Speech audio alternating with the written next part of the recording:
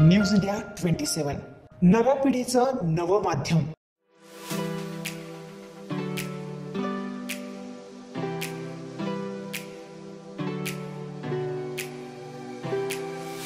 नाशिक शहरात तसेच महाराष्ट्रात विधानसभा निवडणुकांचे वारे सुटले आहे।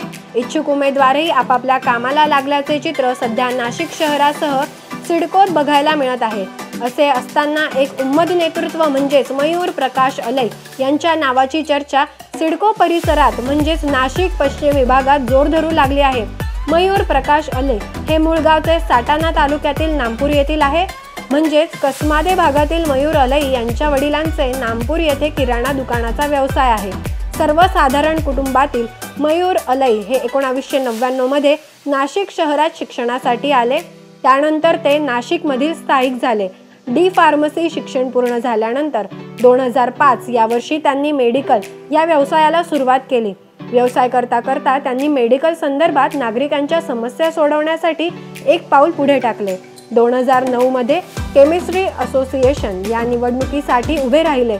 पहिल्यांदा उभे राहिलेले अलई निवडूनही आले व असोसिएशनचे अध्यक्ष झाले। नाशिक शहरामध्ये त्यांचे 2 मेडिकलही आहे। कोरोना या भयंकर महामारीच्या काळात त्यांनी गोरगरीब जनतेसाठी लागणाऱ्या गोळ्या औषधांपासून तसेच ऑक्सिजन सिलेंडर व बेड हे स्वखर्चातून अवेलेबल करून दिले व लोकांचे प्राण वाचविले। तसेच मुख्यमंत्री सहाय्यता निधीमधूनही अनेकांना निधीही मिळवून दिला। मयूर अलई हे आधीपासूनच भारतीय जनता पक्षाचे कार्यकर्ते आहेत व ते आजपर्यंत त्यांनी त्यांच्या पक्षाला तसेच मेडिकल असोसिएशनला कुठलाही प्रकारचा डाग लागणार नाही असे काम केले आहे।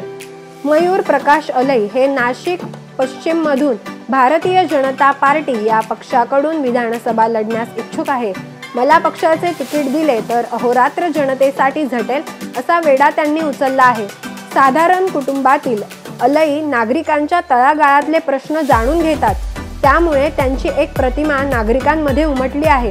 गरिबांची जाण असलेल्या मयूर अलई यांच्यासारखा नेता जर जनता जनार्दनला मिळाला तर जनतेचे भाग्य उजळेल यात मात्र शंका नाही। सर, सांगायला गेलं तर मयूर सरांचं काम अतिशय योग्य आणि एक सुरळीत पद्धतीने चालू असतं। ते असं म्हणायला आपल्याला पडद्यामागचे हिरो आहेत सर। त्यांची जे कामं चालतात संस्थांसाठी काम चालतं। मयूर फाउंडेशन म्हणून त्यांची संस्था आहे। ती संस्था जे गरजू मुलं आहे विद्यार्थी त्यांच्यासाठी ती काम करतात सर। आणि त्याच्यानंतरचं तरी त्यांनी एवढे कामं केले। आमचे सगळ्यात तरुण विद्यार्थी किंवा जे तरुण जे कामदार वर्ग तयार झाले त्यांची सगळ्यांची इच्छा आहे की यावर्षी मयूरदादांना एक संधी देऊन बघावी। ते खरे तर पडद्यामागचे रिअल हिरो आहे आणि आम्ही तरुण वर्गाच्या वतीने आम्ही एकच विनंती करतो की मयूरदादांना यंदाची संधी द्यावी व पश्चिममधून मयूरदादांना भरपूर पाठिंबा राहणार आहे। किरण आहेर, सिडको नाशिक न्यूज इंडिया मराठी।